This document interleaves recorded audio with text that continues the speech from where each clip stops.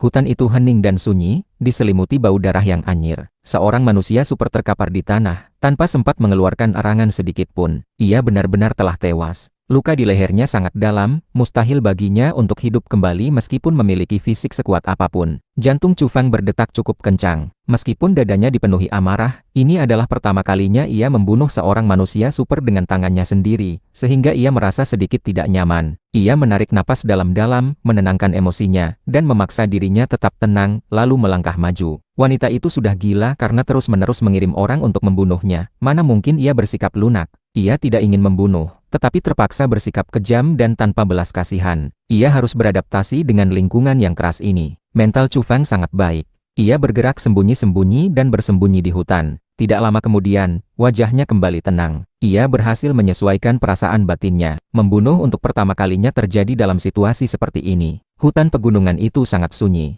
Chu Fang seperti binatang buas, menyelinap sendirian, mendekati satu persatu mangsanya. Latihan keras di gunung-gunung purba tidak sia-sia. Meskipun ini adalah pembunuhan pertamanya, ia benar-benar tenang dan menjaga hatinya tetap dingin. Kini, ia bergerak tanpa suara, menjaga kondisi fisik puncaknya, siap melepaskan serangan mematikan kapan saja. Ia menemukan satu manusia super lagi. Orang ini memiliki lengan yang besar dan bagian tubuh atas yang kekar, menyerupai kera buas. Rambutnya panjang terurai. Ia bersembunyi di sana, mengawasi ke satu arah. Jelas, manusia super ini sangat sabar sebagai seorang pemburu, siap menyerang kapan saja. Namun, kini ia sendiri telah menjadi sasaran, dan sebentar lagi akan berbalik menjadi buruan. Chu Fang sangat berhati-hati, karena jarak antara para manusia super ini tidak terlalu jauh. Begitu ada yang terkejut, ia akan menghadapi sekelompok orang dan diserang bersama-sama. Ia menegangkan tubuhnya, menahan energi dari tubuhnya. Ia seperti harimau buas. Meskipun memiliki kekuatan absolut untuk membunuh mangsanya, ia tetap menyelinap, mendekat secara diam-diam. Tujuannya adalah membunuh dalam sekali serang, menghemat tenaga, meningkatkan efisiensi, dan tidak memberikan kesempatan sedikit pun bagi mangsanya untuk melawan. Cet!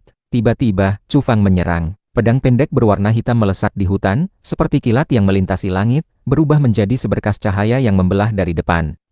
Suara itu terdengar. Serangan itu tepat dan tajam. Leher manusia super itu terpotong. Kecepatan pedang pendek itu terlalu cepat saat menebas, membawa serta darah dalam jumlah besar. Chu Fang memburu tanpa ampun, melepaskan insting liarnya yang primitif. Hanya saja, vitalitas manusia super ini sangat kuat. Meskipun lehernya hampir putus, ia masih berusaha berbalik. Wajahnya terdistorsi, dan lengan kekarnya membengkak dengan cepat.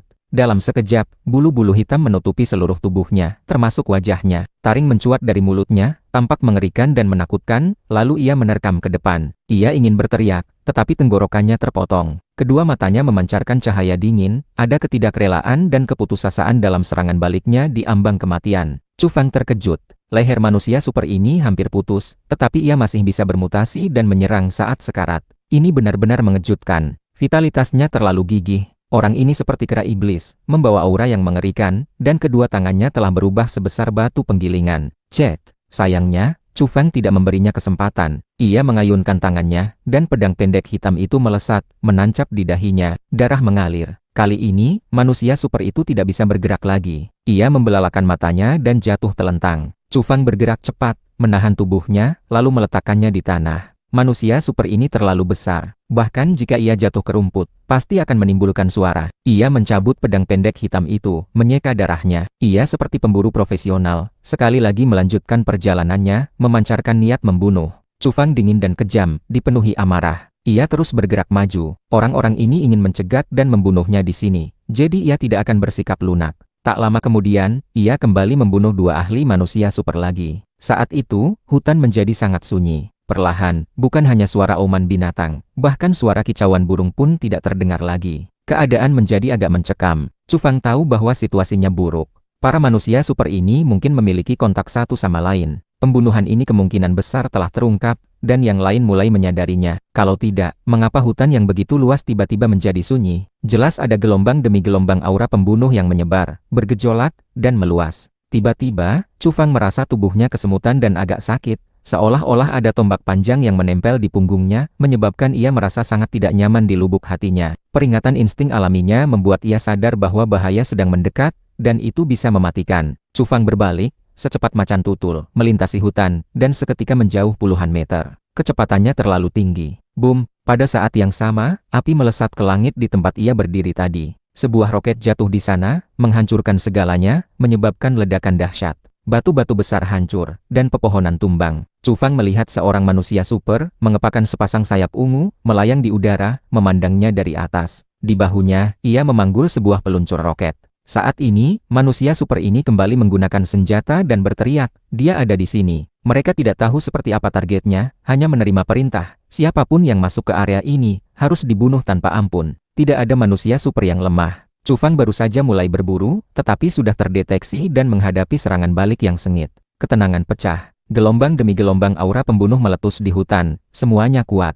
Belasan sosok dengan cepat mendekat ke arah ini. Boom, di udara, manusia super itu mengisi ulang roket dan menembak lagi. Ia memiliki kemampuan melayang yang kuat, dan tidak masalah membawa senjata seberat itu. Batu-batu berserakan, pepohonan hancur berkeping-keping. Tempat Chu Fang berdiri telah menjadi tanah hangus. Ia sudah menghindar. Indranya yang kuat selalu bisa mendeteksi bahaya lebih dulu, memungkinkannya untuk menghindar. Saat ini, para manusia super kuat dari kejauhan dengan cepat mendekat, dan terdengar suara gemuruh. Ternyata ada helikopter bersenjata, membawa da'at tembak yang menakutkan. "Kau pasti mati," teriak seseorang dari kejauhan. Pada saat yang sama, manusia super yang berada di udara itu mencari. 2 kali tembakannya tidak mengenai target. Hal itu membuat punggungnya merinding. Monster macam apa yang ia hadapi? Betapa kuatnya indera itu. Ia pernah bertemu dengan seorang ahli tinju tua di grup biologis Dewa Surgawi. Ketika mengajari mereka teknik bertarung, orang tua itu pernah mengatakan bahwa di zaman kuno ada ahli-ahli yang mengerikan dengan indera yang luar biasa, yang dapat menghindari berbagai krisis. Sekarang, ia benar-benar bertemu dengan salah satunya. Manusia super yang melayang di udara ini ketakutan. Ia tahu bahwa pengepungan oleh begitu banyak orang belum tentu berhasil. Naluri orang itu terlalu tajam. Tiba-tiba, rambut di tengkuknya berdiri tegak, kulit kepalanya terasa mati rasa, dan ia merasa merinding, seolah-olah sedang diawasi oleh seekor binatang purba raksasa. Namun, ia berada di udara. Siapa yang bisa melukainya? Tapi ia tetap bereaksi cepat,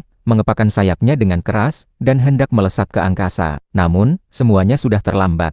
Ada sosok yang lincah dan gesit, seperti kera dewa melintasi angkasa, melompat dari pohon raksasa, langsung mencapai posisinya, memegang pedang pendek hitam, dan menebas ke depan.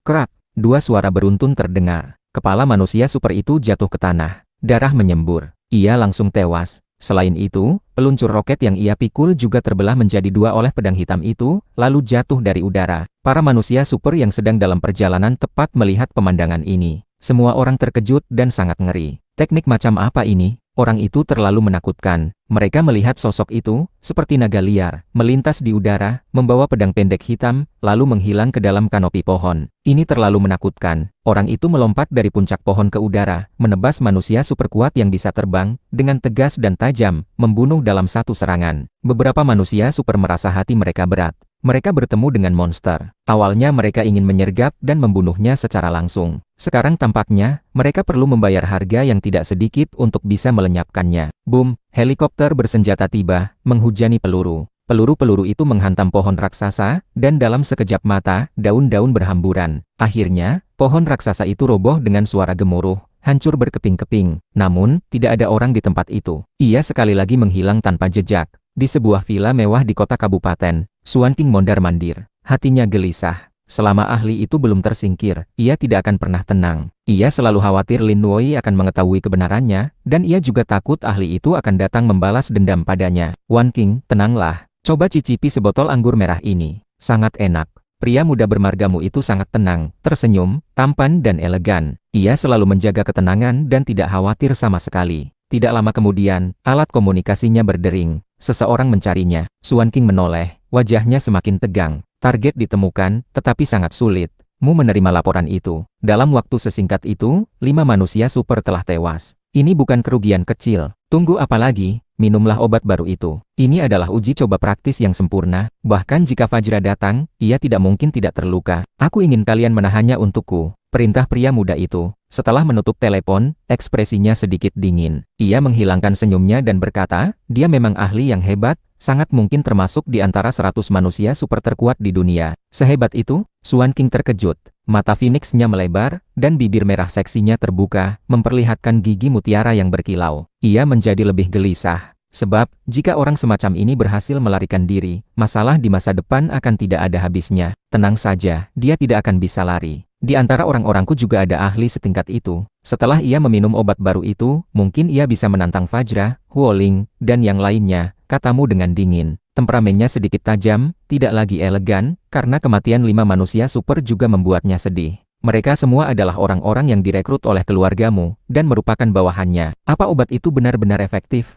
Tanya Suan King. Sangat efektif. Itu dapat melepaskan potensi seseorang, meningkatkan kekuatan tempur dari beberapa kali lipat hingga 10 kali lipat. Katamu, matanya dipenuhi semangat. Bukankah itu masih dalam uji coba? Itu sudah bisa digunakan. Kali ini kami akan menyerang orang-orang dari Genboudi untuk uji coba praktis. Tetapi karena ahli hebat itu datang lebih dulu, biarlah dia yang menjadi korban pertamanya. Kata-katamu terdengar tenang, tetapi ada kekejaman di dalamnya. Di hutan, Chu Fang mengerutkan kening. Tempat ini telah diatur dengan baik. Bahkan ada beberapa alat pendeteksi. Ia sudah menghancurkan puluhan di antaranya, tetapi masih terus menemukan yang lain. Dan sekarang, ia perlahan-lahan dikepung. Setelah membunuh 5 manusia super, masih ada 13 manusia super di sini. Untuk mengepung dan membunuhnya, mereka mengerahkan 18 manusia super, ditambah berbagai senjata berat. Ini bisa dianggap sebagai upaya besar. Minum obatnya, uji coba praktis. Setelah membunuhnya, kita akan memusnahkan personel gen biologis di wilayah ini. Perintah salah satu manusia super. Setelah menunjukkan kekuatan mereka, para manusia super ini juga menunjukkan wujud asli mereka yang berbeda-beda. Masing-masing sangat aneh. Beberapa manusia super tingginya lebih dari 3 meter, bertubuh kekar, diselimuti kabut tipis, dan memiliki kekuatan ledakan. Sementara manusia super lainnya mengalami semi-petrifikasi pada tubuhnya. Saat ia menyentuh suatu benda, benda itu juga ikut berubah menjadi batu. Kemampuan ini membuat alis Chu Fang berkedut. Ada juga satu manusia super yang diselimuti api yang menyala-nyala, dengan lava muncul di bawah kakinya. Pria api inilah yang paling menakutkan, seperti seorang pemimpin, dan Chu Fang merasa bahaya dari dirinya. 13 manusia super, semuanya berbeda, masing-masing dengan kemampuan menakutkan mereka sendiri, mengepung dari segala arah, bertekad untuk membunuh Chu Fang di tempat itu. Helikopter itu berputar-putar, siap menumpahkan daya tembak yang ganas kapan saja. Jika bukan karena khawatir manusia super di bawah juga akan terluka, mereka sudah lama menembak. Belasan manusia super semuanya meminum sejenis obat. Botol kristal transparan berisi cairan biru tua, tampak sangat fantastis. Ketika dibuka, kabut biru melayang keluar, disertai aroma harum. Chu Fang merasa tidak enak, karena aura dari belasan manusia super ini semakin kuat.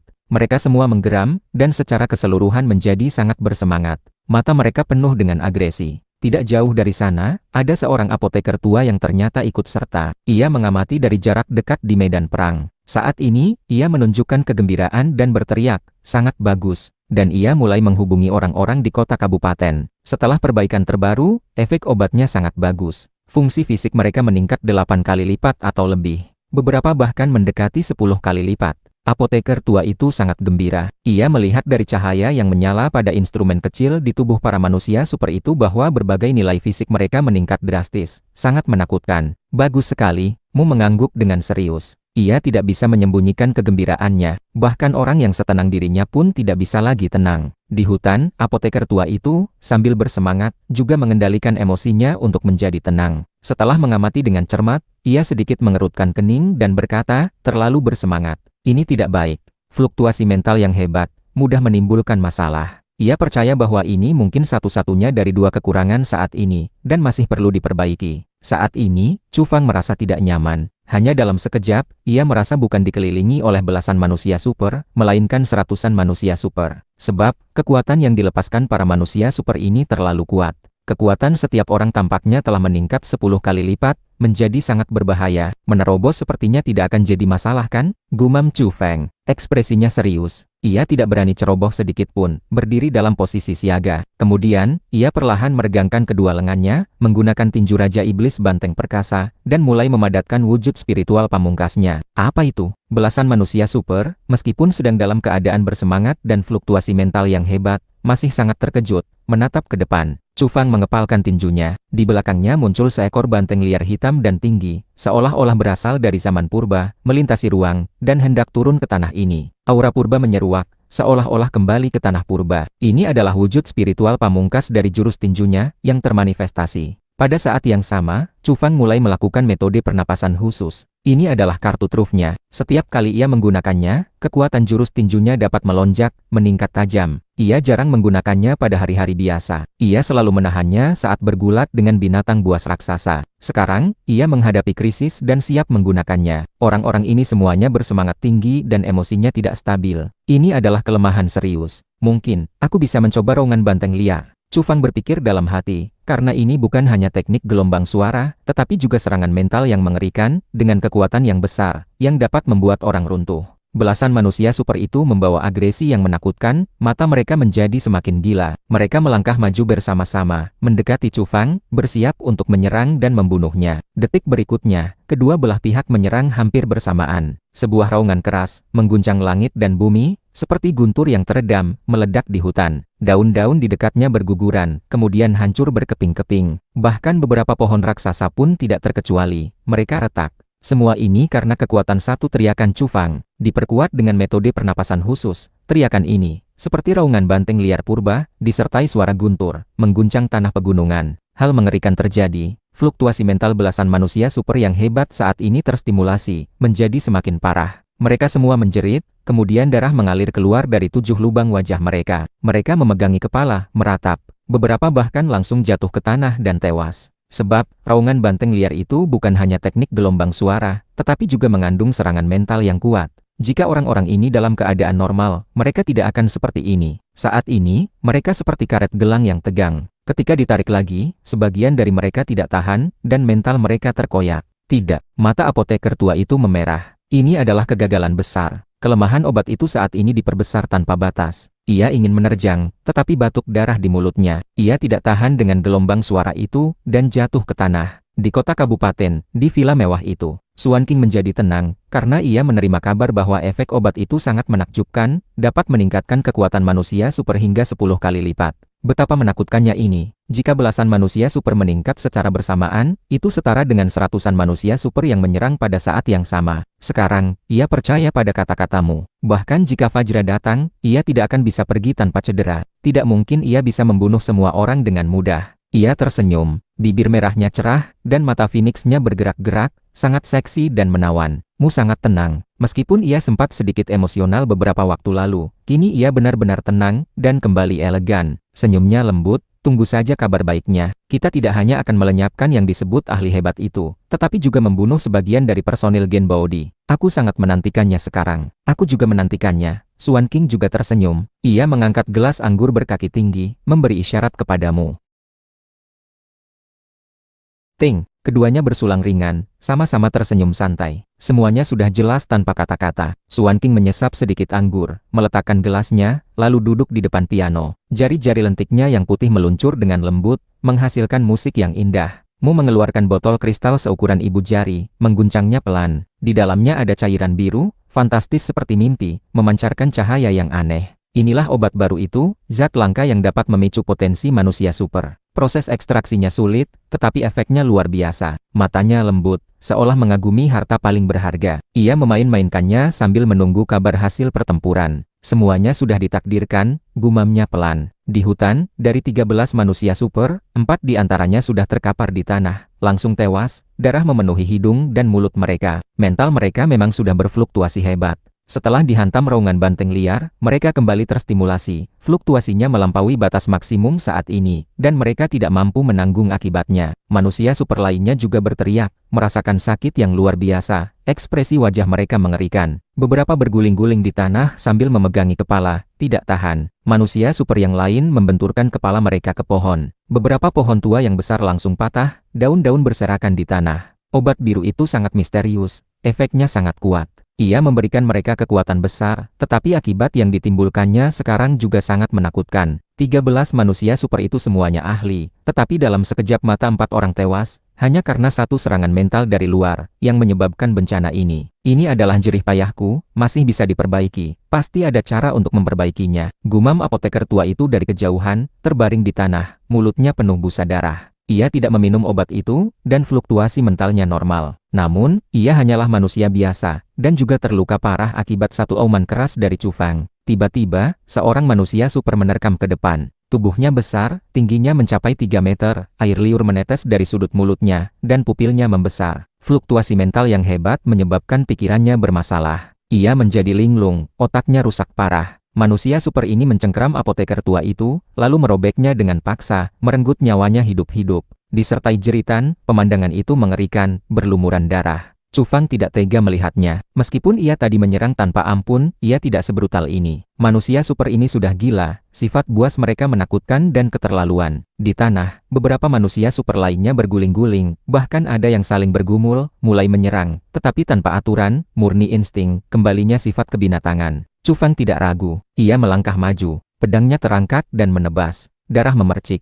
Seketika, beberapa orang tewas dengan kepala terpisah dari tubuh. Jika manusia super gila ini keluar dari hutan, mereka akan menyebabkan kerusakan besar pada kota-kota terdekat. Pada saat yang sama, Chu Fang juga sama sekali tidak ingin melepaskan mereka. Karena mereka datang ke sini untuk menyergap dan membunuhnya, tidak ada yang perlu dibicarakan. Mereka harus membayar harga yang pantas untuk itu. Lagi pula, sebagai manusia super, ketika mereka berencana untuk mengambil nyawa orang lain, mereka seharusnya sudah memiliki kesadaran bahwa suatu hari, nyawa mereka sendiri juga akan diambil oleh orang lain. Puff, puff, puff. Chu Fang menghunus dan menebas pedangnya, sama sekali tidak lunak. Pedang pendek hitam itu tajam seperti seberkas cahaya. Kemanapun ia lewat, kepala demi kepala jatuh ke tanah. Dalam sekejap, sudah ada 6 atau 7 orang yang kepalanya terpisah dari tubuh. Bahkan pada beberapa orang yang sudah kehabisan napas dan tewas lebih dulu, ia mendekat dan menambahkan satu tebasan lagi. Karena sudah menyerang, ia akan membunuh secara tuntas, tanpa meninggalkan masalah di masa depan. Kau sangat kejam. Salah satu orang bahkan membuka mata. Meskipun matanya kosong dan ia terhuyung-huyung, ia telah memulihkan sedikit kesadarannya, merasa terkejut dan ketakutan. Bisakah kekejamanku melebihi kalian? Begitu banyak orang datang untuk membunuhku, bahkan membawa berbagai senjata berat. Orang lain pasti sudah lama mati. Balas Chu Fang dengan dingin. Bunuh. Orang ini meraung keras. Meskipun pupilnya sedikit membesar, ia masih berjuang, menerjang Chu Fang, ingin melawannya mati-matian. Bukan karena ia tidak takut mati, tetapi ia tahu bahwa jika tidak melawan, ia pasti akan mati. Hanya dengan bertarung mati-matian ada secercah harapan untuk bertahan hidup.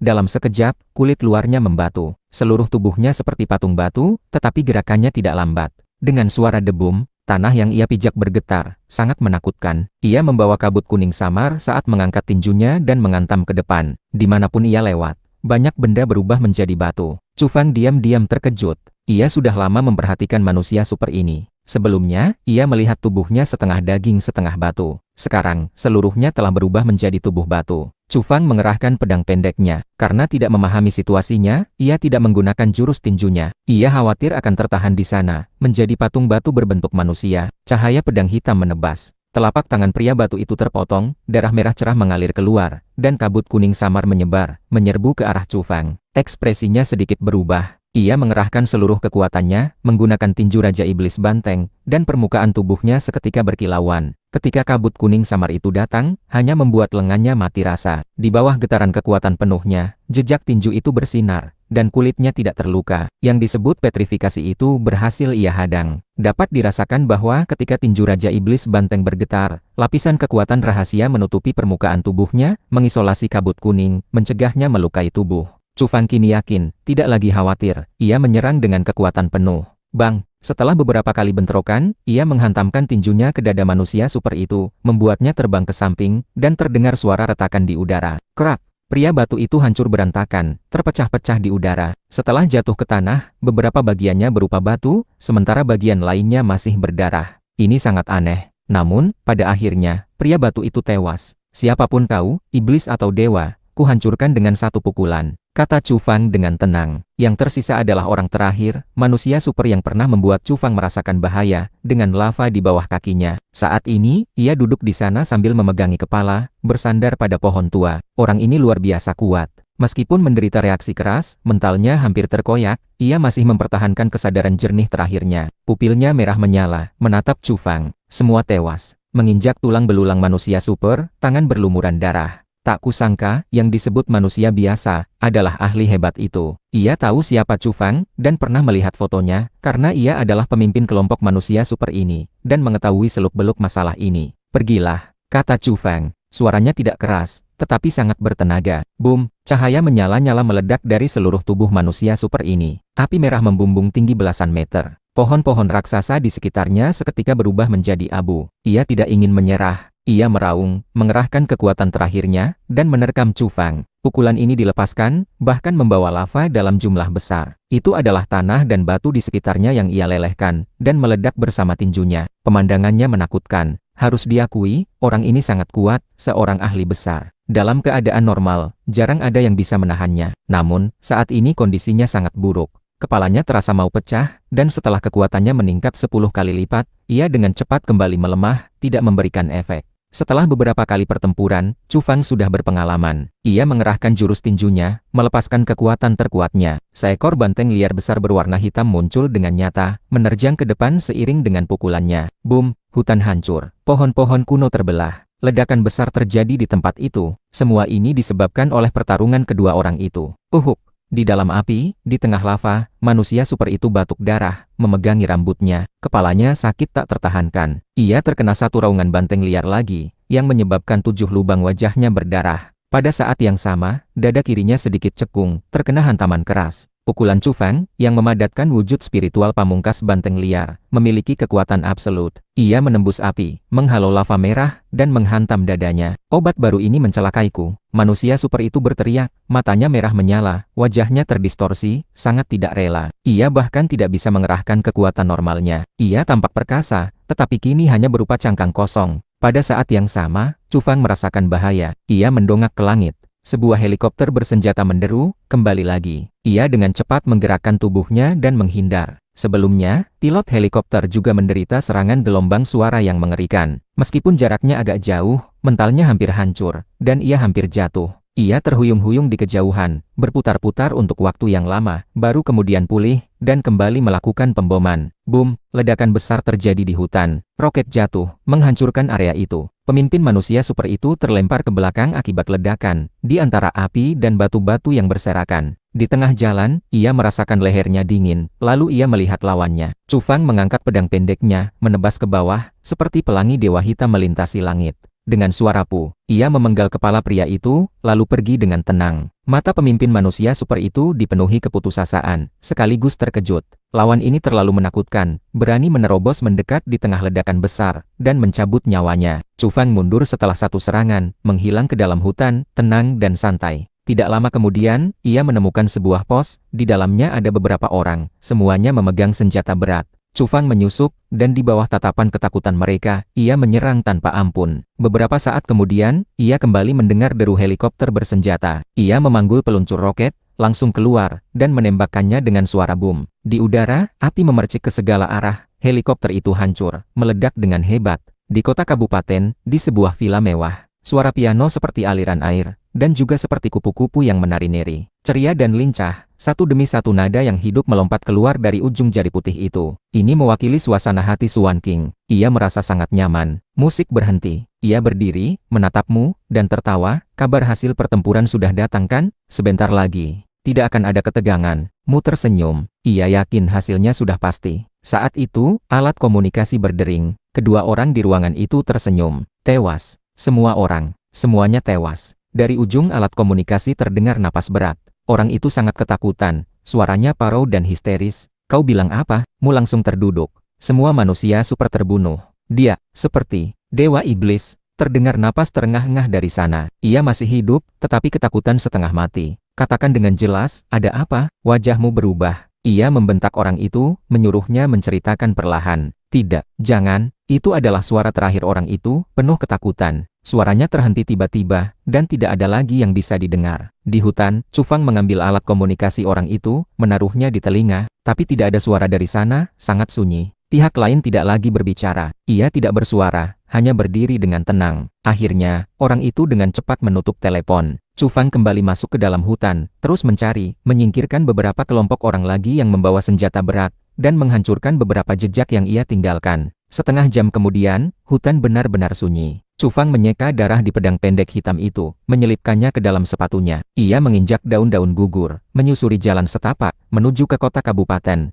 Di kota kabupaten, di sebuah villa mewah, cahaya matahari menembus jendela dari lantai ke langit-langit. Di ruang tamu yang luas, sepasang pria dan wanita terdiam tanpa suara. Wajah Suan King pucat pasi. Ia mendengar percakapan tadi. Suara orang di ujung alat komunikasi itu histeris, dan berita yang ia laporkan terlalu mengejutkan. Semua manusia super tewas, semuanya terbunuh. Hasil macam apa ini? Ini sungguh menakutkan. 18 manusia super berkumpul, tetapi hasilnya musnah total. Semuanya dibunuh oleh satu orang. Prestasi mengerikan macam apa ini? Jika berita ini tersebar, pasti akan menimbulkan kegemparan. Prestasi yang begitu gemilang, menandakan kebangkitan seorang ahli hebat.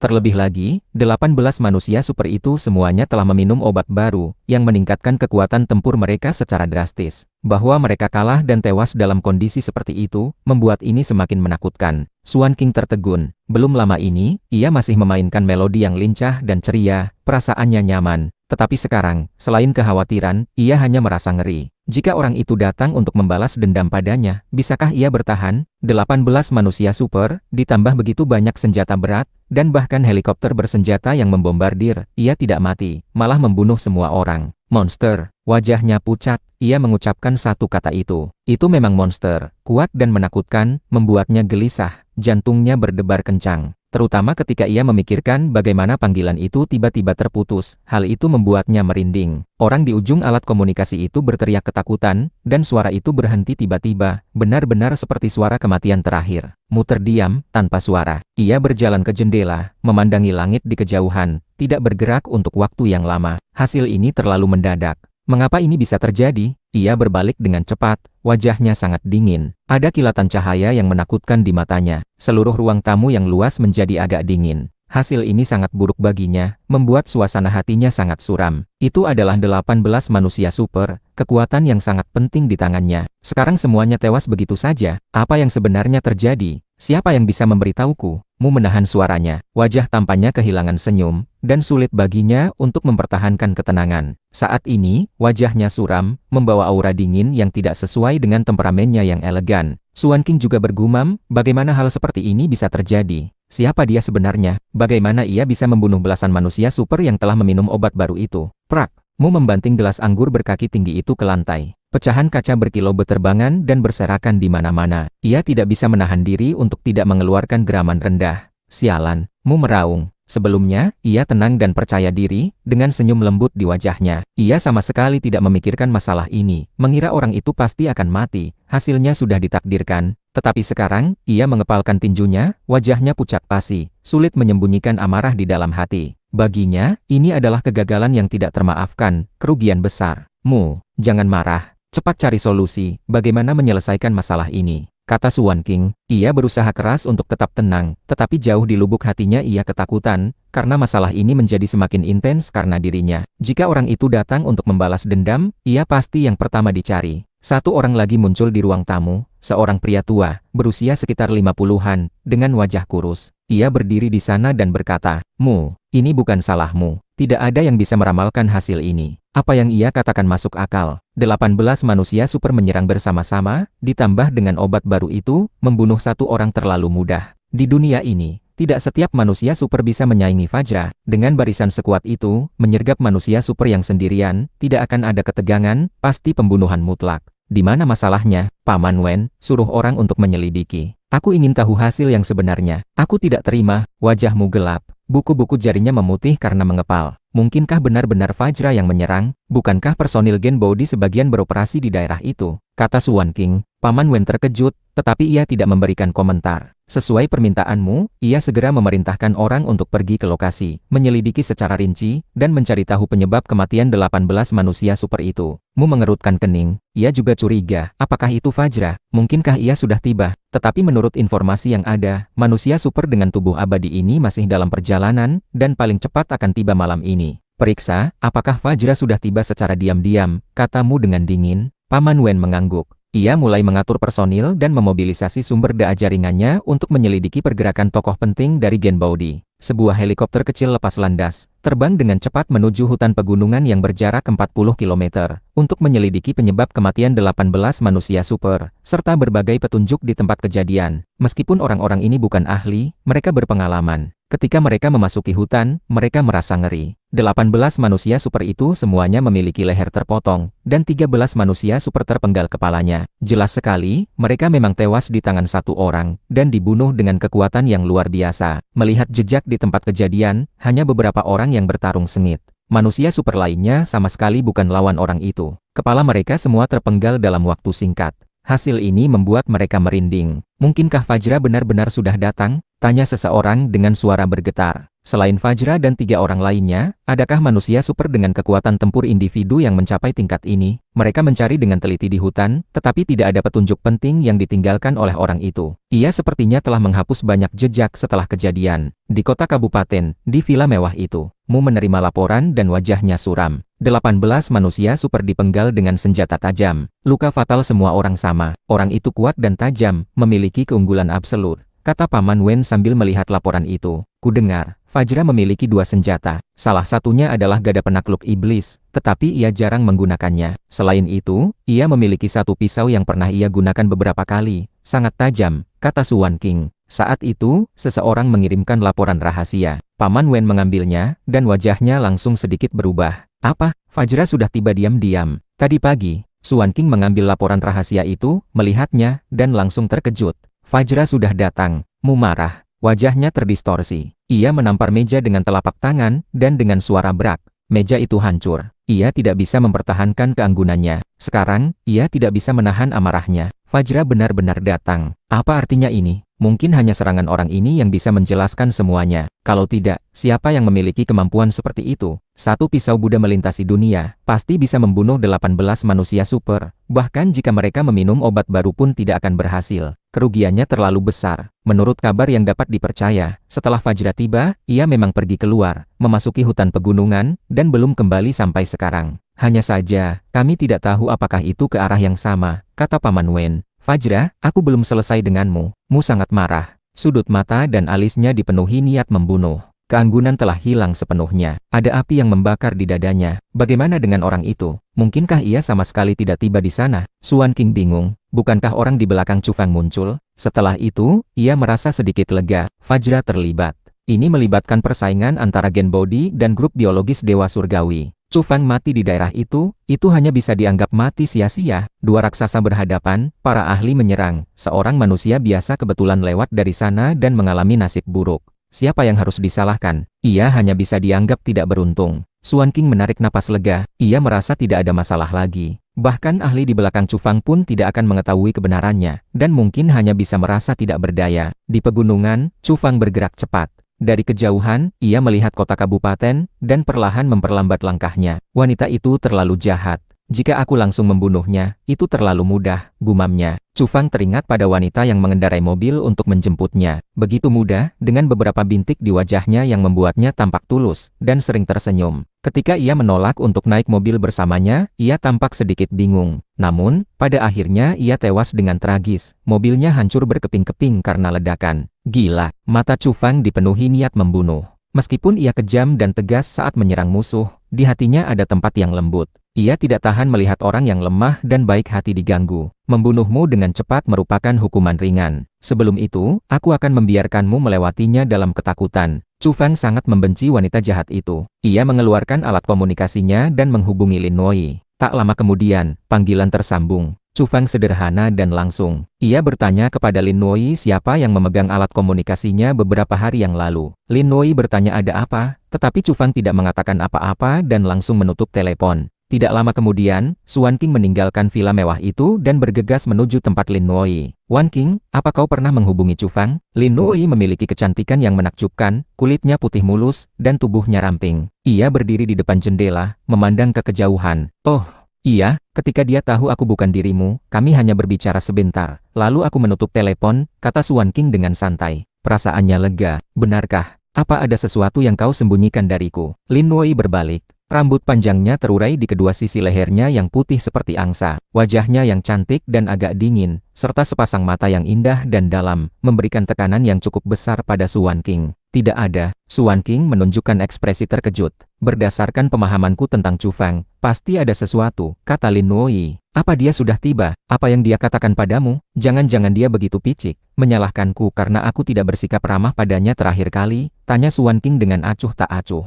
Ia tahu, orang itu tidak akan pernah muncul lagi. Dia belum tiba. Tapi ketika kami berbicara tadi, aku merasa kalau perasaan tidak sukanya padamu lebih dari sekedar keberatan sederhana. Lin Nuoi menatapnya. Tadi, Suan King sangat ketakutan hingga jari-jarinya bergetar, hampir menjatuhkan cangkir teh, tetapi ia berhasil menyembunyikannya dengan baik. Di wajah Lin Nuoi yang cantik, senyumnya sedikit dingin. Katakanlah, benar-benar tidak ada apa-apa. Chuang King memaksa dirinya untuk tenang, tetapi jauh di lubuk hatinya ia sangat ketakutan. Orang itu belum mati. Apa yang sebenarnya terjadi? Ia merasa cemas dan gelisah. Apakah Chu Fang akan tiba? Saat ini, hatinya bergetar, berbagai pikiran muncul. Ia benar-benar hidup. Ini terlalu menakutkan. Suan King memikirkan banyak hal dalam sekejap. Pada akhirnya, ia merasa punggungnya merinding, seluruh tubuhnya dingin, dan tubuhnya agak kaku. Ia takut, ia panik.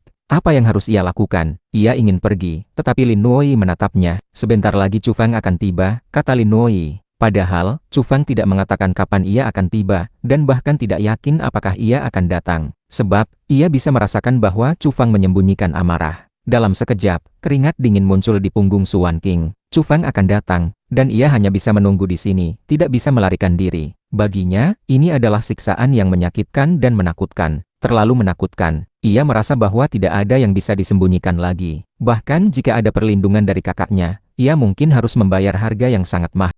Wan King, apa kau tidak enak badan? Wajahmu agak pucat, tanya Lin Nuoi. Ini seharusnya kata-kata perhatian, tetapi kurang sedikit kehangatan. Hati Suan King tersentak. Ia tahu bahwa Lin Nuoi tidak senang padanya dan sedang menegurnya dengan kehangatan yang dingin. Ya, aku kurang istirahat, dan kedinginan di malam hari. Suan King tersenyum lemah, menyentuh wajahnya yang pucat, dan berdiri, ingin meminta maaf dan kemudian pamit. Namun, Lin Nuoi tidak menunggunya untuk berbicara. Ia mengeluarkan sebotol obat biru, memintanya untuk meminumnya, dan menyuruhnya beristirahat di sana, tidak berniat membiarkannya pergi. Jantung Suan King hampir melompat keluar, karena ia melihat botol kristal seukuran ibu jari itu, berisi cairan biru, mirip dengan yang ada di tanganmu. Belum lama ini, 18 manusia super telah meminumnya. Apa artinya ini? Suan King merasa gugup, jantungnya berdebar kencang. Ia menjadi semakin gelisah. Ini adalah obat super baru, yang dapat meningkatkan kekebalan dan energi tubuh. Setelah diminum, itu akan segera menunjukkan efeknya, kata Lin Nuoi dengan tenang. Suan King sedikit terkejut.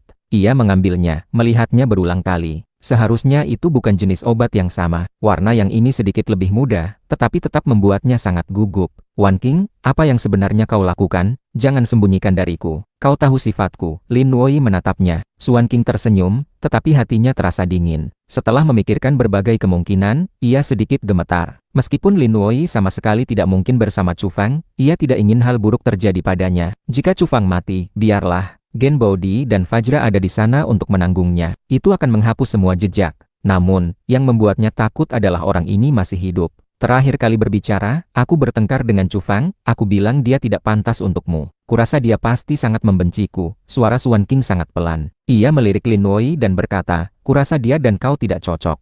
Kalian berasal dari dua dunia yang berbeda. Ia menutupi kebenaran dengan sebagian kebohongan, berusaha mengulur waktu. Bahkan jika Chu Fang datang, ia akan berdebat dengannya dan tidak mengakui apa yang telah ia lakukan. Kau sangat mengecewakanku. Lin Nuoi mengucapkan kalimat ini dengan datar, tanpa menunjukkan pikiran yang sebenarnya di hatinya. Suan King merasa gelisah. Ia merasa ada sesuatu yang tidak beres, karena Lin Nuoi terlalu cerdas. Meskipun ia belum menerima kabar atau bukti, ia mungkin sudah menduga sesuatu. Saat itu, alat komunikasi Lin Nuoi berdering. Gadis kecil yang kau kirim untuk menjemputku di bom roket di tengah jalan. Dia sangat menyedihkan, itu adalah perkataan Chu Fang. Meskipun Lin Nuoi sudah menduga, ia tidak menyangka hal itu separah ini. Ia berbalik dengan cepat, menatap Suan King. Sinar di mata indahnya seolah nyata. Suan King terkesiap. Matanya terasa sakit karena tatapan itu menusuk seperti jarum. Hatinya panik.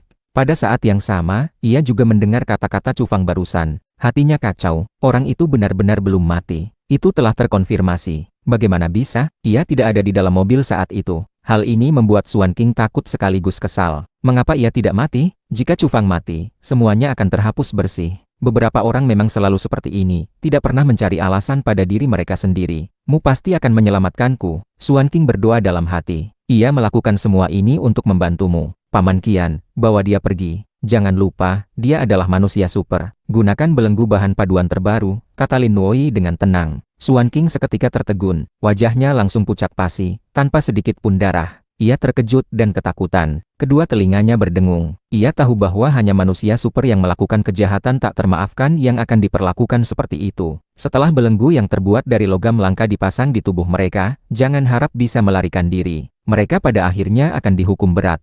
Seorang pria tua bertubuh agak gemuk masuk. Ia biasanya baik hati, tetapi sekarang ia agak serius, dengan setia menjalankan perintah Lin Noi. Noi, bagaimana kau bisa melakukan ini padaku? Teriak Suan King. Kau adalah asistenku. Aku mempercayaimu. Aku memintamu untuk membantuku menangani berbagai hal ketika aku tidak bisa berkomunikasi dengan dunia luar dalam waktu singkat. Tapi kau melanggar garis bawahku. Ekspresi Lin Noi dingin. Tubuhnya tinggi dan sangat cantik, membuat Suan King iri. Tetapi begitu Lin Noi marah, ia memiliki aura dingin yang menjauhkan orang, sangat dingin dan memukau. Meskipun Suan King cantik, ia merasa malu karena tertekan. Ia sangat takut. Saat ini, ia tertekan oleh aura Lin Noi dan tidak bisa berkata-kata. Lin Noi melambaikan tangan, meminta Paman Qian membawanya pergi. Chu Fang, di mana kau? Aku akan menjemputmu. Lin Noi berbicara dengannya melalui alat komunikasi. Aku sudah sampai di kota kabupaten, jawab Chu Fang. Awalnya aku ingin kau mentraktirku makanan khas daerah sini. Sekarang, kurasa aku yang akan mentraktirmu, kata Lin Noi. Chu Fang tahu bahwa ia menyinggung sesuatu, seolah mengungkapkan permintaan maaf. Ia memberikan sebuah alamat. Tidak lama kemudian, Lin Noi mengendarai mobil sedan merah dan berhenti di pinggir jalan. Naiklah. Chu Fang mengamati. Merah, tidak sesuai dengan aura dinginmu. Kupikir mobilmu akan berwarna biru, sama seperti dulu. Cerewet, Lin Noi berkata sambil menunjukkan senyum tipis. Ia tidak mengenakan gaun panjang, hanya celana pendek dan kaos santai, tidak berhubungan dengan kemewahan atau merek. Mereka segera tiba di sebuah restoran. Tempat ini sangat tenang, dengan musik yang menenangkan, lampu kristal, dan lantai marmer. Tidak bisa dibandingkan dengan restoran di kota besar, tetapi sudah dianggap sebagai restoran dengan lingkungan yang sangat baik di kota kabupaten. Yang utama, tempat ini elegan dan bersih. Keluar dari mobil, keduanya berjalan berdampingan, memasuki restoran. Chu Fang tentu saja memperhatikan pakaiannya yang sederhana. Namun, kesederhanaan ini juga menonjolkan bentuk tubuhnya. Dengan tinggi 170 cm, sepasang kaki panjang lurus dan proporsional, putih mulus, sangat memikat mata. Ada apa? Lin Noi memiringkan kepala ke arahnya. Lama tak bertemu, mataku silau karenamu. Kuperhatikan, kau semakin cantik,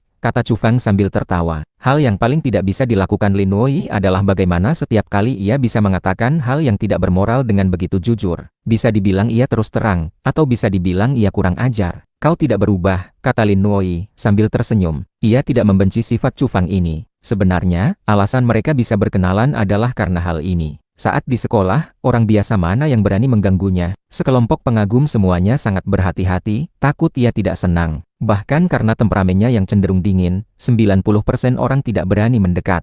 Hanya Chu Fang ini, saat pertama bertemu, ia sudah kurang ajar. Ia merebut tempat duduknya, melipat kertasnya menjadi pesawat, dan meniupnya pelan di depan matanya, menerbangkannya keluar jendela. Saat itu, orang ini benar-benar menyebalkan, tetapi juga membuatnya tidak bisa benar-benar marah. Akhirnya, mereka menjadi akrab karena hal ini. Coba, biar kulihat apa kau berubah atau tidak. Chu Fang tersenyum, menjadi lebih kurang ajar, menatapnya dari atas ke bawah, dari wajahnya yang cantik hingga lehernya yang seputih salju, dan terus ke bawah. Dasar mulut busuk, duduklah. Meskipun temperamen Lin Noi cenderung dingin dan jarang terlihat tersenyum, kini ia tidak bisa menahan diri untuk tidak mengangkat sudut mulutnya, menahan sikap dingin yang memukau itu. Tersenyum seperti ini jauh lebih indah, enak dipandang, kata Chu Fang. Ia membantunya menarik kursi, dan menekan kedua bahunya, membiarkannya duduk. Tidak jauh dari sana, Paman Qian melihatnya. Alis di wajahnya yang agak gemuk terangkat sedikit, tetapi pada akhirnya ia pura-pura tidak melihat apa-apa, dan dengan santai memandang keluar jendela. Maaf, Lin Noi berkata pelan setelah duduk.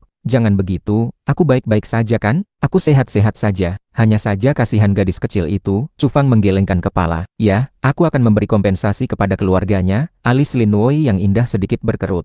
Meskipun ia jarang tersenyum di hari biasa, hatinya tidak dingin. Chu Fang mengangguk.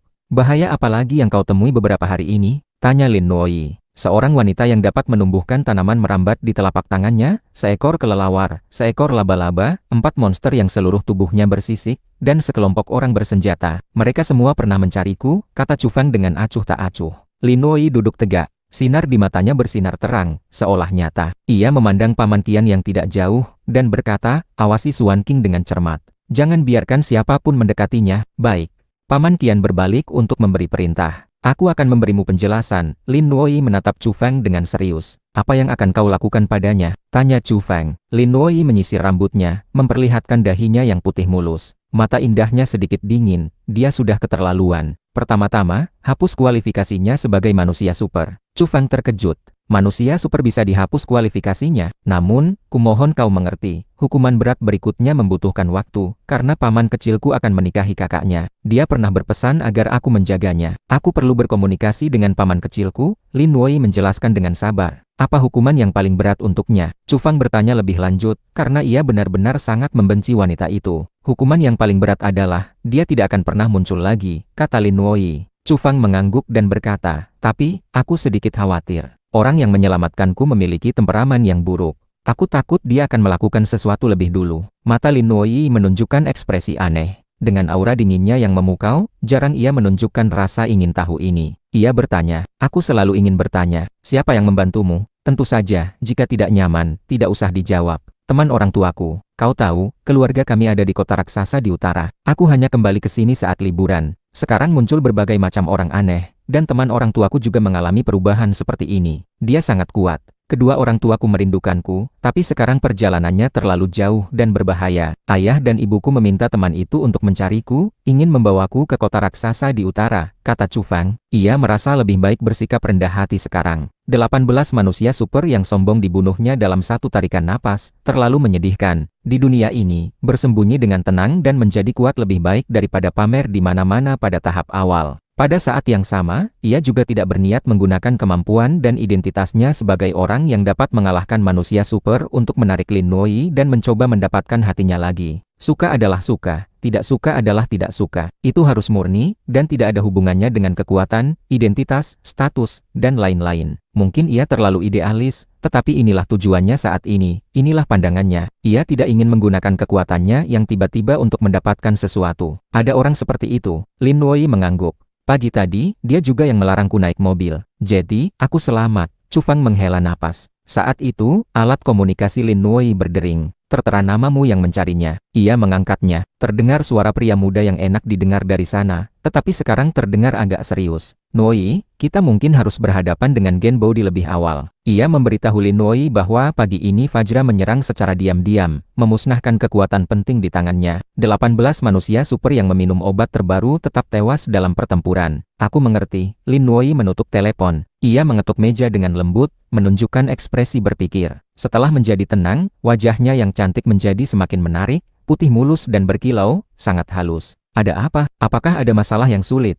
Tanya Chu Feng. Seseorang yang berada di puncak piramida manusia super, bernama Fajra, menyerang 18 manusia super dari grup biologis Dewa Surgawi, tepat di jalan tempat mobil yang menjemputmu diserang. Hah, sungguh kebetulan, Lin Nuoi tersenyum. Di pupilnya yang indah, sinar cahaya berkilauan. Kemudian, ia mengangkat kepalanya, menatap Chu Feng, dan berkata, katakan padaku, apa orang di belakangmu yang membunuh 18 manusia super itu? Aku tidak akan menyalahkannya. Fajra, anak ini, sangat membantu. Chu Feng keceplosan. Ini benar-benar di luar dugaannya. Ia melanjutkan, orang yang membantuku tidak menyerang. Dia selalu bersamaku, sampai mengantarku ke kota kabupaten. Ketika melewati tempat itu, dia baru melihat mobil yang diledakkan, dan memastikan ada yang ingin mencelakaiku. Tapi, dia tidak terlibat dalam masalah ini. Kurasa, 18 manusia super itu awalnya berniat jahat padaku, tapi sayangnya, mereka bertemu Fajra. Chu Feng tidak banyak bicara, tetapi kata-kata ini sudah cukup. Sekarang ia bisa menghindari pusaran air. Ia senang untuk mengamati dari jauh dan membiarkan kelompok orang yang ingin membunuhnya mencari Fajra. Fajra, bukan aku yang tidak berterima kasih padamu, tapi orang-orang sialan itu yang ngotot menyalahkanmu. Tapi, terima kasih banyak.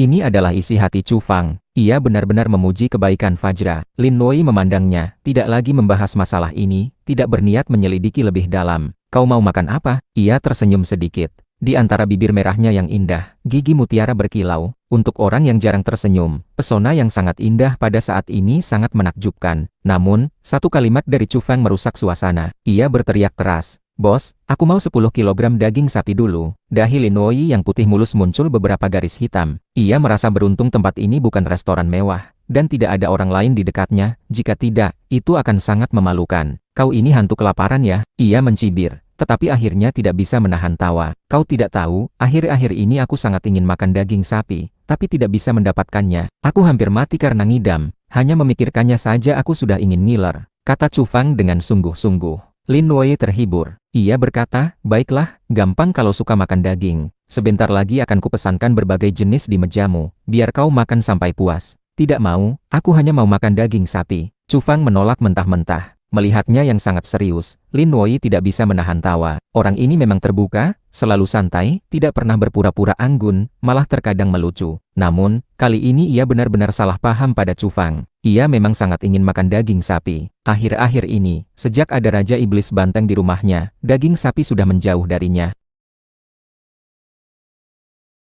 Daging sapi yang dimasak merah, dendeng sapi, kari sapi, tumis sapi. Tentu saja, ada juga stik, satu meja penuh hidangan daging sapi. Jika Huang Niu ada di sini, ia pasti akan membalik meja. Ini adalah provokasi yang terang-terangan. Tidak ada hidangan yang sama di seluruh meja, dan intinya adalah, semuanya berbahan dasar daging sapi, dimasak dengan berbagai cara. Bahkan supnya adalah sup sapi Westlake. Terakhir, Chu Fang bahkan disajikan 20 tusuk sate sapi Xinjiang. Melihat hidangan di meja ini, Chu Fang merasa sedikit tidak yakin. Jika ia memakan semuanya, apakah Huang Niu akan mencium baunya ketika ia kembali ke rumah? Jika Huang Niu tahu, ia pasti akan melawannya mati-matian. Namun, setelah mulai makan, ia tidak terlalu peduli lagi. Ia memuji berulang kali, berterima kasih kepada kepala koki karena telah berusaha keras, yang ternyata dapat membuat begitu banyak hidangan daging sapi yang berbeda di satu meja besar. Sambil makan, keduanya mengobrol dengan suara pelan. Ketika membicarakan beberapa hal di masa lalu, seperti teman sekelas dan alumni, mereka memiliki banyak hal untuk diceritakan. Namun, ketika menyangkut masa lalu di antara mereka berdua, mereka hanya menyentuhnya sedikit.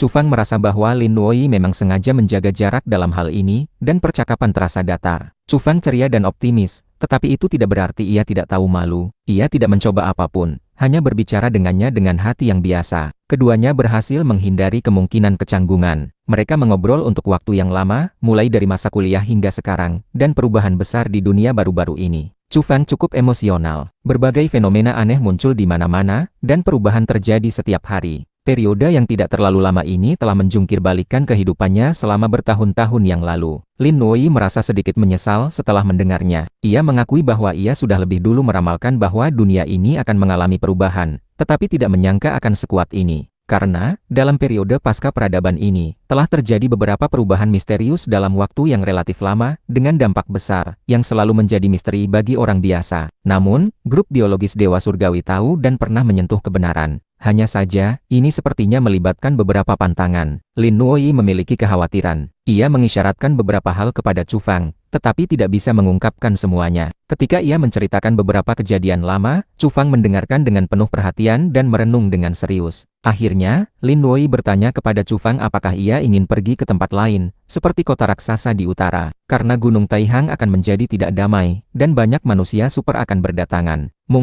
Aku mungkin akan pergi dalam beberapa waktu, kata Chu Fang. Ia terus terang mengatakan bahwa ia sudah melihat berita yang membanjiri internet. Ia dengan sungguh-sungguh mengingatkan Lin Wei untuk berhati-hati dan melindungi dirinya sendiri. Bagaimanapun, terlalu banyak manusia super yang datang ke Gunung Taihang. Bahkan Fajra datang secara langsung. Pasti akan ada pertempuran besar. Lin Wei mengangguk, mengatakan bahwa ia tahu dan akan memperhatikan keselamatannya. Pada saat yang sama, ia secara halus menyatakan bahwa ia awalnya ingin mengantar Chu Fang pergi segera. Alasan ia bertemu dengannya kali ini adalah untuk mengantarnya pergi. Sekarang, setelah mengetahui ada ahli hebat di belakang Chu Fang, dan ia mungkin akan membawanya pergi, ia tidak lagi memaksa. Aku tahu Gunung Taihang berbahaya. Aku hanya tidak akan secara aktif memprovokasi manusia super itu, kata Chu Fang sambil tersenyum. Tidak hanya itu, Lin Wei menggelengkan kepala. Ia memikirkan beberapa hal, merenung sejenak, dan dengan hati-hati memilih kata-kata, memberitahu Chu Fang beberapa kebenaran. Kami merasakan beberapa situasi abnormal. Kata-kata Lin Wei selanjutnya mengejutkan Chu Fang. Banyak binatang buas dan burung pemangsa berubah, menjadi semakin pintar. Seolah-olah mereka telah membuka belenggu yang terkunci di tubuh mereka. Kecerdasan mereka mendekati manusia. Lin Wei bahkan mengucapkan kata-kata seperti itu. Chu Fang mempercayai apa yang ia katakan. Bagaimanapun, grup biologis Dewa Surgawi adalah sebuah kekuatan besar, menguasai terlalu banyak sumber daya, dan memahami banyak hal yang tidak dapat dijangkau oleh orang biasa. Sejak munculnya manusia super baru-baru ini, di mana-mana orang membicarakan mereka. Namun, Berapa banyak orang yang memperhatikan hewan yang bermutasi itu? Mereka sangat tenang. Sebagian besar dari mereka bersembunyi. Diam. Setelah mendengar kata-kata ini, hati Chu Feng sangat terkejut. Lin Nuyi menggunakan kata-kata seperti tenang dan diam untuk menggambarkan mereka, mengangkat derajat hewan-hewan itu ke tingkat yang sangat tinggi. Chu Feng juga berpikir, apa yang sedang dipikirkan oleh sekelompok makhluk yang kecerdasannya mendekati manusia sekarang? Kami menangkap beberapa, semuanya sangat kuat, dan bahkan sangat pintar, sama sekali tidak kalah dengan manusia, bahkan mungkin lebih hebat. Kemampuan belajar dan meniru mereka sangat kuat. Ketika Lin Nuyi menyebutkan ini, ekspresinya sedikit serius. Sesuatu yang besar akan terjadi. Chu Feng meletakkan peralatan makannya. Hatinya tidak tenang. Ia memikirkan banyak hal, mengetuk meja dengan jari, dan merenung. Aku yakin, jumlah binatang buas, burung pemangsa, dan lain-lain yang bermutasi, pasti lebih banyak daripada manusia super, kata Lin Nuyi. Kata-kata seperti itu membuat hati Chu Feng semakin tergerak. Ini seharusnya fakta. Bagaimanapun, sebagian besar hewan dan burung pemangsa hidup di alam liar, lebih dekat dengan tanaman. Setelah buah misterius muncul, mereka lebih mudah mendapatkannya daripada manusia. Aku merasa masa depan agak menakutkan, kata Chu Feng. Jadi, kau harus memilih untuk memasuki kota besar, kata Lin Nuyi. Chu Feng selalu memiliki pertanyaan. Selain menenangkan publik, mengapa negara agak diam belakangan ini? Apakah mereka juga mengkhawatirkan sesuatu? Lin Nuyi terus terang mengatakan bahwa sejak periode pasca peradaban, negara percaya bahwa perubahan besar dan misterius beberapa kali dalam periode ini semuanya diketahui oleh negara, tetapi tidak dapat diumumkan. Negara selalu melindungi rakyat. Mungkin akan ada tindakan segera. Kurasa, dampaknya akan sangat besar saat itu. Lin Nuyi membuat penilaian seperti itu. Keduanya mengobrol banyak. Makan siang ini berlangsung sangat lama. Ngomong-ngomong, jika kau merasa sulit untuk menjelaskannya kepada paman kecilmu, dan seseorang meminta untuk melindungi Suan King, kau bisa langsung menyerahkannya. Chu Feng tiba-tiba membahas topik ini. Lin Nuyi tidak berbicara, hanya menatapnya. Jangan lihat aku. Soalnya, aku tahu manusia super yang membantuku. Dia memiliki temperamen yang buruk. Aku khawatir dia mungkin berencana membalas dendam untukku sekarang. Jika wanita itu mengalami kecelakaan di tanganmu, bukankah itu akan membuatmu kesulitan? Kata Chu Feng, dan menambahkan, apa dia temanmu? Dia menyebut dirinya sahabatku, jawab Lin Nuyi, dan mengakui bahwa Suan King memiliki hubungan dekat dengan seseorang bernamamu. Aku mengerti. Akhirnya, ketika mereka berdiri untuk berpamitan, Lin Nuyi dengan tenang mendekat di depannya, dan memeluknya sedikit di luar dugaan. Ini bisa dikatakan sebagai tindakan paling intim sejak mereka berkenalan. Aku bilang kau berutang pelukan padaku. Hari ini, kau benar-benar memberiku kompensasi? Chu Feng menghela napas pelan. Ia tahu apa artinya ini. Aku merasa sangat nyaman bersamamu. Tapi, meskipun kita sudah berteman cukup lama, aku memang tidak memiliki perasaan seperti itu padamu, kata Lin Nuyi dengan tenang. Tubuhnya tinggi, rambutnya halus dan lembut, pipinya putih mulus, dan pupilnya yang indah bercahaya. Meskipun temperamennya sangat dingin, bibir merahnya, gigi mutiara, pinggang ramping, dan kaki panjangnya yang putih mulus, semuanya membuatnya terlihat sedikit memikat, dingin, dan cantik. Memberi kompensasi padaku, lalu mengungkit masa lalu kita lagi. Kau benar-benar takut aku berpikir terlalu jauh ya? Chu Feng menggelengkan kepala, sedikit tidak puas. Sebab, kata-kata terakhir itu pernah Lin Nuyi katakan padanya sebelumnya. Lin Nuyi merapikan rambutnya, dan berjalan keluar dari restoran bersamanya, berkata, aku akan mengantarmu pulang. Tidak perlu, aku tahu kau sangat sibuk. Sesuatu yang besar akan terjadi di Gunung Taihang. Pergilah dan tangani. Cukup carikan aku mobil, kata Chu Feng. Baiklah, Lin Nuyi mengangguk. Terlihat bahwa ia memang memiliki banyak hal yang harus dilakukan, karena sangat mungkin pertempuran dengan Gen Body akan segera dimulai. Sebuah mobil sedan berwarna abu-abu perak melaju. Dua manusia super secara pribadi mengantar Chu Feng pulang. Ketika tiba di luar rumahnya, Chu Feng turun dari mobil, melambaikan tangan kepada mereka, mengungkapkan rasa terima kasihnya, dan mobil itu dengan cepat menjauh. Apa ada bau daging sapi di tubuhku? Ia mengendus dirinya sendiri, tidak bisa menciumnya, tetapi masih sedikit khawatir. Tangani urusan penting dulu. Ia tidak masuk ke halaman, langsung pergi, menuju hutan pegunungan. Di tengah jalan, ia mengeluarkan senjata api berkaliber besar. Baru-baru ini, ia telah menghadapi pengepungan senjata api 2 kali dan menyita banyak senjata. Siang itu, Chu Feng terus berlatih menembak di pegunungan yang dalam, terus menembakkan peluru, dan akhirnya menjadi semakin akurat dalam menembak target. Sejak melakukan metode pernapasan khusus, semua nilai fisiknya telah meningkat. Ditambah dengan latihannya pada tinju Raja Iblis Banteng, fisiknya sekarang sangat menakutkan. Setelah uji coba penembakan yang berkelanjutan, dengan penglihatan tajam dan persepsi yang menakutkan, ia hampir menjadi penembak jitu yang paling unggul. Chu Feng melanjutkan perjalanannya, dan kembali ke kota kabupaten ketika hari sudah gelap. Ia berdiri sangat jauh, Melihat lokasi personil grup biologis Dewa Surgawi, mengamati dengan tenang. Orang-orang itu tinggal tersebar, seolah-olah takut ditembak mati dengan senjata api. Namun, mereka hanya berhati-hati. Sepertinya orang-orang Genbody tidak akan begitu gila sehingga berani menggunakan senjata berat di daerah padat penduduk di kota kabupaten. Pada siang hari, grup biologis Dewa Surgawi dan Genbody telah bentrok 2 atau 3 kali. Malam ini jelas tidak akan terlalu damai. Di tengah malam, personil dari kedua grup raksasa itu benar-benar bentrok lagi. Chu Fang mengamati dengan tenang. Ketika situasi paling kacau, ia menyelinap, mendekat sedikit, tetapi masih cukup jauh, karena penglihatannya terlalu tajam, berkali-kali lipat lebih baik daripada yang lain saat ini. Ketika berbicara dengan Lin Nuoyi, ia sudah memahami banyak hal, bahkan melihat foto Suan King. Setelah mencari dan mengamati untuk waktu yang lama di sini, ia akhirnya menemukan Suan King. Ia memang sudah dibebaskan. Apa dia dilindungi oleh orang bernamamu? Chu Fang melihat dari jauh. Wanita itu adalah manusia super. Kekuatannya tidak lemah. Saat ini, ia dingin dan kejam. Dengan suara dor, ia menarik pelatuknya. Dari kejauhan terdengar suara pu. Bunga darah memercik, disertai dengan jeritan ketakutan. Chu Fang pergi tanpa menoleh ke belakang. Ia menghilang di tengah kekacauan bentrokan kedua pihak di bawah kegelapan malam.